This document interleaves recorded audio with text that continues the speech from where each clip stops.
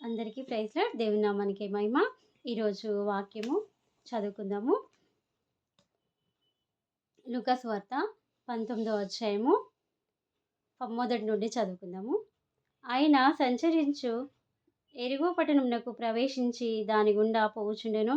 ఇదిగో సుంకపు గుద్దుతాడు ధనవంతుడైన జక్కయ్య అను పేరు గల ఒకడు యేసు ఎవరో అని చూడగోరెను గాని పొట్టివాడనందున జనులు గుంపులు కూడి ఉండుట వలన చూడలేకపోయాను. అప్పుడు యేసు ఆ త్రోవలో రానయ్యుండెను గనుక అతడు ముందుగా పరిగెత్తుకొని ఆయనను చూచుటకు ఒక మేడి చెట్టు ఎక్కెను.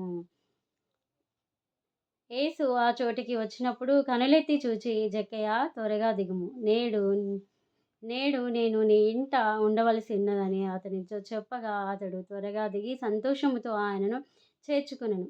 అందరూ అది చూచి ఈయన పాపి అయిన మనిషి యొద్దకు బస చేయవలెనని చాలా సనుగ్గొనిరి. జక్కయ్య నిలబడి, ఇదిగో ప్రభువా, నా ఆస్తిలో సగము బీదలకిచ్చుచున్నాను. నేను ఎవని వద్దనైనను అన్యాయముగా దేనినైనను తీసుకున్న యెడల అతనికి 4 వంతులు మరలా చెల్లింతును అని ప్రభుతో చెప్పెను. అందుకు యేసు, ఇతడు అబ్రహాము కుమారుడే, ఎందుకనగా నేడు ఈ ఇంటికి రక్షణ వచ్చిందని కదా. దేవుని నామానికి మహిమ కదా. రక్షణ కావాలి అని కదా మనం ఎక్కడ వెళ్తుండంట, వెరుగో పట్టణంకు వెళ్చినప్పుడు పొట్టి జక్కయ్య, ఆయన ఉన్నందున అతన్ని చూడలేకపోవడం వల్ల ఆయన ఏం చేసిండు, ఒక చెట్టు ఎక్కిండట. చెట్టు ఎక్కడం వల్ల యేసు ప్రభు ఎవరు ఎట్లుంటాడు అని చూడడానికి తనలో ఉన్నటువంటి ఆతృత కదా, ఆశ, ఎవరు ఎట్లుంటాడు అని చూడాలన్నటువంటి ఆశ తపనతో మేడి చెట్టు ఎక్కిండట. కానీ అందరినీ అక్కడ ఉన్నటువంటి గుంపులు చాలామంది ఉండొచ్చు, కానీ జక్కయ్యనే ఎందుకు దేవుడు రక్షింపబడ్డాడు కదా, జక్కయ్యనే ఎందుకు ఏర్పరచుకున్నాడు కదా, ఆయననే ఎందుకు చూసిండు, అక్కడ ఉన్నటువంటి వారందరినీ వదిలేసి ఆయనకే ఎందుకు ఆ ధన్యత, ఆదిత్యత కదా, అంత కృప దేవుడు తనకిచ్చిండు కదా. నా జీవితంలో కూడా రక్షణ లేని వారికి కూడా రక్షణ కలగాలి అనే ఒక దేవుని యొక్క ఉద్దేశమైంది కదా. ఈయన చూస్తే ఆయనకి ఎంత సంతోషమో కదా. యేసుప్రభు విలువంగానే ఆయన ఏం చెప్పిండు, దేవా, నేను ఎవరి దగ్గరైనా నేను అన్యాయంగా తీసుకున్నానేమో వారికి మరలా 4 వంతులు, ఒకంతలు కాదు, 2 వంతులు కాదు కదా, 4 వంతులు ఇస్తానని వాగ్దానం చేసిండు కదా. అయితే మనకున్నటువంటి పాత రోత జీవితము ఏదైనా ఉందేమో, అది లాస్ట్ ఇయర్లో మనం ఎక్కడైనా తప్పిపోయినామేమో, దాన్ని మనం సరి చేసుకుంటూ ఈ సంవత్సరంలో 2025లో మన రక్షణ లేని వారికి రక్షణ కదా, దేవుడి యొక్క ఉద్దేశం అయి ఉంటుంది కదా. సువార్త అతి వేగంగా వెళ్తుంది కదా. ఇవన్నీ చాలా సంభవిస్తున్నాయి కదా. ప్రేమ లేకుండా వెళ్ళిపోతున్నారు. ప్రేమ అనేది ఎవరికి ఉండలేదు. స్వార్థం ఎక్కువైపోతుంది కదా.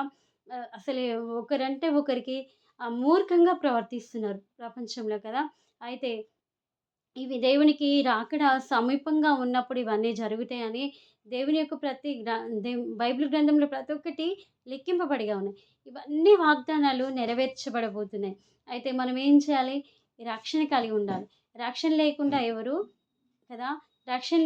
ఎవరు నిత్య జీవం పొందలేము.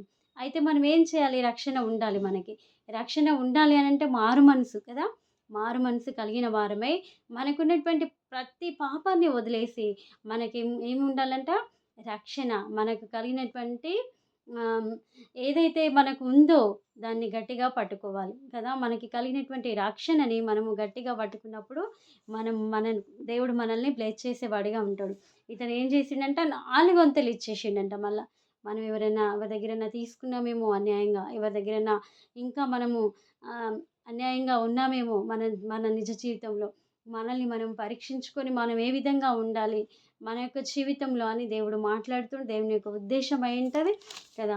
అదే 10వ వచనంలో చూసినట్లయితే, నాశించిన దానిని రక్షించుటకు మనిషి కుమారుడు వచ్చునని అతనితో చెప్పాను కదా. మనం నశింపొద్దు కదా, నశింపకుండా నిత్య జీవము కావాలని దేవుని యొక్క ఉద్దేశం కదా. రక్షణ లేని వారికి రక్షణ కలగాలని, నన్ను ఎరిగిన వారు ఎంతమంది ఉన్నారో వారికి నేను గుర్తెరగాలని కదా. దేవుని యొక్క ప్రణాళిక, దేవుని యొక్క ఉద్దేశం ఏంటంటే ఎవరు నశించిపోవట తనకి ఇష్టం ఉండదు కదా. అయితే ప్రతి ఒక్కరము రక్షింపబడాలి, మనము రక్షింపబడాలి, ఇతరులను కూడా రక్షించాలి కదా. అనేక ఆత్మల కొరకు మనము దాహం కలిగి ఉండాలి నా జీవితంలో కదా. మనం ఒక్కరమే రక్షింపబడితే కాదు, అనేకుల్ని కూడా దేవుని వైపు తిప్పాలి అనే ఒక దేవుని యొక్క ఉద్దేశమై ఉంటది. నా జీవితము బ్లెస్ చేయాలని దేవుని యొక్క మాటలు దేవుడు దీవించునుగాక. ప్రార్థన చేసుకుందాం. పరిశుద్ధుడా, ప్రేమ, కృప, కనికరం కలిగినటువంటి ప్రియ పరలోకపు తండ్రి, నీ ఘనమైన, శ్రేష్టమైన, ఉన్నతమైన నామమును బట్టి ప్రభువా స్తోత్రములు, వందనాలు నాయన. ఇంతవరకు మమ్మల్ని మీరు కాచి కాపాడినారు, అందుని బట్టి నీకు స్తోత్రాలు అయా. ఈ దినము గడియ క్షణము ప్రభా ఎవ్వరు ఏ యొక్క స్థితిలో ఉన్నారో ఆ స్థితి నుంచి విడిపించండి ప్రభా అయా. మరి నా తండ్రి అమెరికాలో జరిగినటువంటి ఆ కాలిఫోర్నియాలో ప్రభా ఎంత భయంకరమైనటువంటి సిచ్యువేషన్లో ప్రభా అయా, మరి ప్రభా తండ్రి నీకు స్తోత్రాలు అయా. మరి ఆ మంటల్ని మీరు వార్పివేయండి ప్రభా, నీకు స్తోత్రాలు అయా. మరి ఈ దినము నాయన అయా నీకు స్తోత్రాలు. కత్తిపోట్లతో ప్రభా అయా మరణ పడకలో ఉన్నటువంటి తనని కూడా మీరు ముట్టి స్వస్థపరచండి ప్రభా. దేవా నీకు స్తోత్రాలు వెలించుకుంటున్నాం దేవా. మరి ప్రభా అయా భయంకరమైన వ్యాధితో బాధపడుతున్నటువంటి అయా విషయాల్ని కూడా ప్రభా ఆ బ్రదర్ని కూడా మీరు జ్ఞాపకం చేసుకోండి దేవా. దేవా తనని కూడా మీరు ముట్టి స్వస్థపరచండి ప్రభా.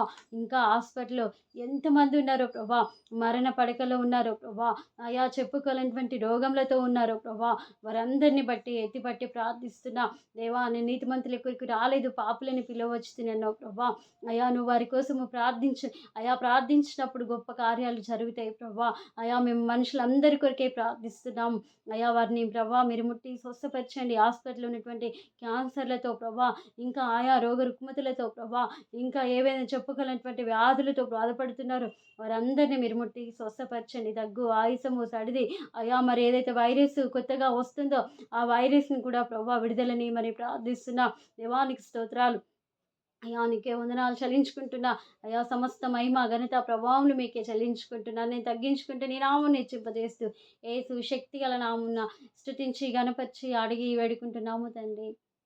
ఆమేన్. అందరికీ ప్రైజ్ లార్డ్.